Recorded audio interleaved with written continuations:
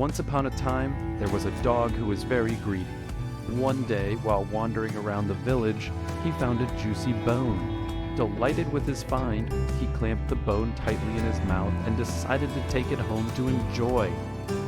On his way home, the dog had to cross a small bridge over a stream. As he trotted across the bridge, he looked down and saw his reflection in the water below. The greedy dog thought it was another dog with a bigger juicer bone in its mouth. Greed filled his heart, and he thought, I want that bone too. If I can get that bone, I will have 2 bones to eat.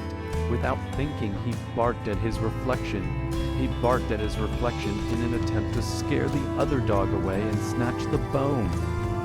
As soon as he opened his mouth to bark, the bone he was holding fell out and splashed into the water below.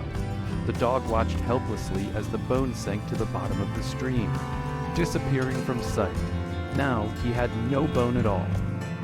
The greedy dog was very sad and regretted his foolishness.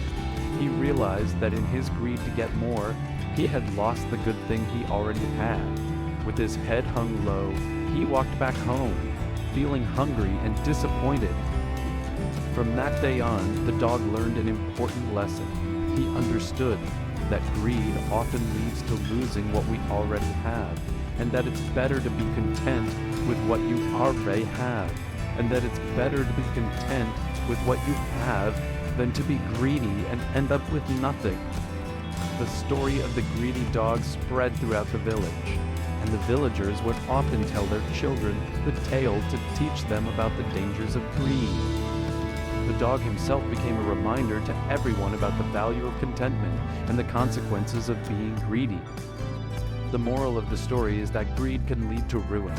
If you always want more and are never satisfied with what you have, you might end up losing everything.